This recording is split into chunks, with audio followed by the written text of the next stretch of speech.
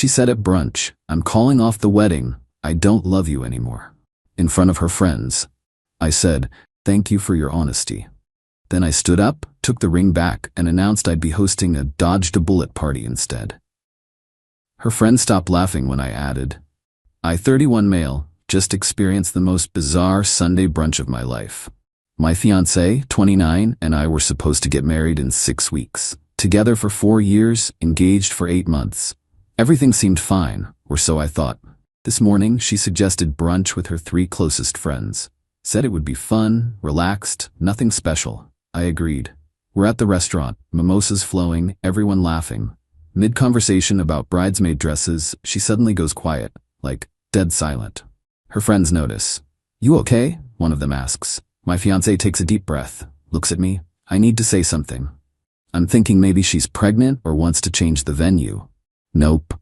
I can't do this anymore. I'm calling off the wedding. I don't love you anymore. Just like that. In front of her 3 friends. At brunch, with the waiter literally bringing my eggs Benedict. Her friends gasped. One covered her mouth. Another said, "Oh my God, are you serious?" I sat there for maybe 10 seconds, processing. Then I felt calm, weirdly calm. "Thank you for your honesty," I said. Held out my hand. "The ring, please." She blinked. "What?" "The engagement ring. It's mine, or more accurately, it was my grandmother's. I'd like it back." Her friends were watching, like this was a reality show. She slowly pulled it off and handed it to me. I pocketed it. Stood up. "Well, this changes plans. I was going to host a wedding reception in 6 weeks. Now I'll be hosting a dodged-a-bullet party instead. Same venue, same catering, same open bar. You're all still invited." Her friends actually giggled. Thought I was joking. Then I added, "Oh, and about those wedding expenses? The $62,000 in deposits you insisted on putting in your name to prove you're an independent modern woman? Those are all yours now. Good luck with that. Also, you'll need to move out of my apartment by end of month since you refused to sign a lease." The giggling stopped. Her face went white. "Wait, what?" "Your name. On everything. The venue deposit, the catering, the photographer, the flowers. Remember? You insisted. Said it was important for your credit building and independence. Congratulations on your independence." One of her friends whispered, "Oh no. And one more thing," I pulled out my phone. My uncle was planning to give us $150,000 as a wedding gift. Had it all set up, but that was contingent on us actually getting married. So that's gone too. I dropped $40 on the table for my untouched food. "Enjoy brunch, ladies. I've got a party to plan." Walked out. Been sitting in my car for 20 minutes. Hands are shaking now, but I meant every word. Update 1, 3 days later. The fallout has been insane. Sunday afternoon, about 2 hours after I left brunch, my phone started blowing up. Her friends, her mom, her sister. All of them. Her mom called first. "You can't just abandon her with all that debt. You were planning to get married. That money was for both of you." She called off the wedding. The expenses were in her name at her insistence. I'm not legally or morally obligated to pay for a wedding that isn't happening. But she made those deposits assuming you'd help. She made those deposits assuming we'd get married. She ended the engagement. Consequences. Her mom started crying, called me heartless, hung up. Her sister texted, "She's having a panic attack. The wedding costs are going to ruin her financially. You really gonna let that happen?" I replied, "She really going to call off a wedding publicly and expect me to still fund it? Yes, I'm going to let that happen." Blocked her sister. Monday, my ex showed up at my apartment. I have cameras, watched her buzz repeatedly for 15 minutes. Finally answered the intercom. "We need to talk." "No, we don't." "Please, I made a mistake. I was overwhelmed. We can work this out.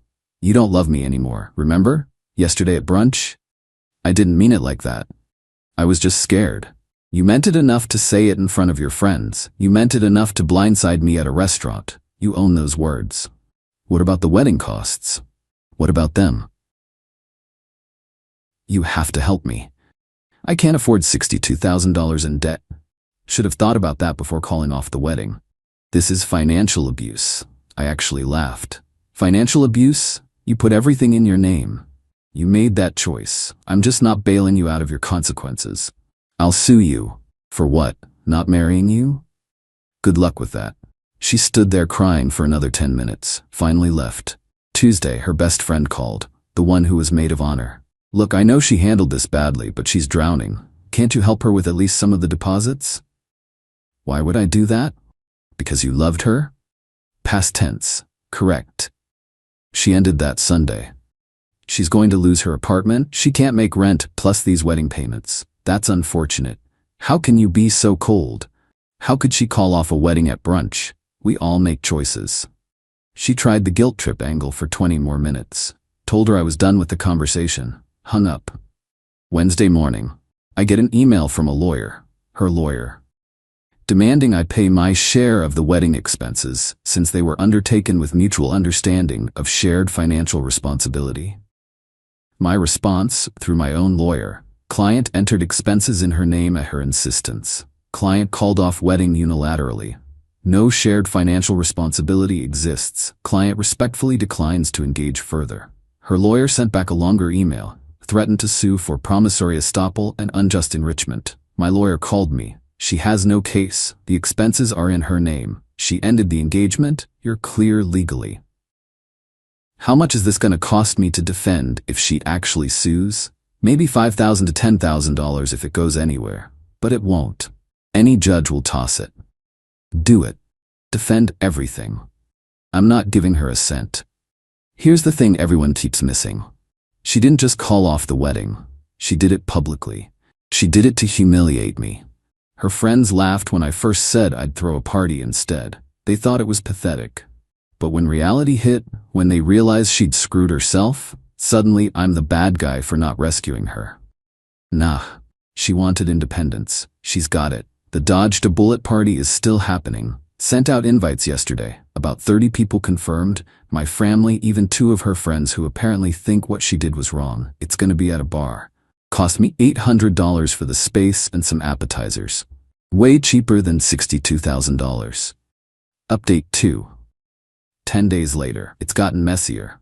My ex's family has gone full court press. Her father called me at work, somehow got my direct office line. You're destroying my daughter's life over pride.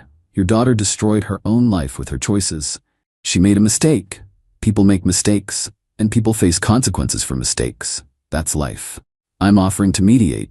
We can split the costs. You pay half, she pays half. Clean slate. No. Why are you being so stubborn? Because she called off our wedding at brunch, in front of her friends, for maximum humiliation. Now she wants my money to clean up her mess? That's not stubbornness. That's self-respect. We can't afford to help her with all of it. We've got our own bills. Then she'll need to figure it out herself, like an independent modern woman. He tried threatening me. Said he knows people. Said I'd regret this. I reminded him I record all my calls in a one-party consent state and hung up. Friday, I found out through a mutual friend what actually happened. Why she called it off. She'd been seeing someone else. Not physically, apparently, but emotionally. Some guy from her gym. They'd been talking for 3 months. She thought she was in love with him. Decided to call off our wedding to pursue her happiness. The gym guy found out about the $62,000 in wedding debt and the breakup drama. Ghosted her immediately. So now she's alone, broke, and desperate. Her sister showed up at my apartment building Monday evening, waited in the lobby until I came home from work. We need to talk. No, we don't. Please, 5 minutes. Against my better judgment, I agreed. We sat in the lobby. She's falling apart, lost 12 pounds, can't sleep. The debt collectors are already calling. That's unfortunate. She knows she screwed up. She knows she hurt you. But this punishment doesn't fit the crime. What punishment? I'm not doing anything to her. I'm just not rescuing her from her own decisions. You could help. You have the money. I do have money. Money I'm keeping because I didn't call off my own wedding and stick myself with unpayable debt. She thought you'd always be there for her. She was right, until she publicly dumped me at brunch. Funny how that changes things. The $150,000 from your uncle, can't you ask him to give it anyway? I stared at her. You want me to ask my uncle for $150,000 to give to my ex-fiancée who called off our wedding? For her to pay off the debt? You're delusional, genuinely delusional. You're being cruel. I'm being fair. She made choices, big girl choices. She gets big girl consequences. I stood up. We're done here. Don't come back. She started crying in my lobby. I went upstairs. Tuesday I got a Facebook friend request from the gym guy, the one she left me for. Curious, I accepted. He messaged immediately. Dude, I had no idea she was engaged. She told me she was single. Just wanted you to know.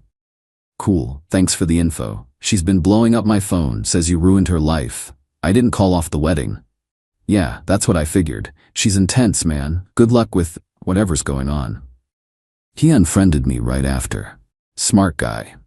Wednesday was the lawyer escalation. Her attorney filed a formal lawsuit, breach of promise, unjust enrichment, intentional infliction of emotional distress. The works. My lawyer wasn't worried. This is a nuisance suit. She's desperate, will file to dismiss, and likely win. How much will this cost me? Probably $8,000 to $12,000 if it goes to trial, but I doubt it will. The facts are terrible for her. Do whatever you need to do. Thursday evening, my ex somehow got into my building. Someone held the door. Started banging on my apartment door. Open up, we need to talk. I called building security. They escorted her out. She screamed the whole way about how I was destroying her life and she had rights. Building manager called me after. Sir, we've documented this. She's now banned from the property. She tries this again, we're calling the police. Thank you. Also, I gotta ask, what did you do to her? Didn't marry her, he laughed. Fair enough. Friday was the party planning. Confirmed final head count, 32 people. Got the banner printed, dodged a bullet, a celebration. My mom asked if I was sure about this. If it wasn't too harsh. Mom, she called off our wedding at brunch, with her friends there. They laughed when I said I'd throw a party instead. Now I'm throwing the party. That's not harsh. That's follow-through. But all this fighting over the money, she put the expenses in her name. She called off the wedding. She's dealing with the consequences of her choices. I'm not being cruel. I'm just not being a doormat. Mom sighed. Your father thinks you're handling this well. Thanks. The party's tomorrow. Should be interesting. Final update, 2 weeks later. The party happened. It was perfect. 32 people showed up. Friends, family, coworkers, even a couple of my ex's friends who'd reached out privately to apologize for not seeing how badly she'd handled things. The banner was a hit.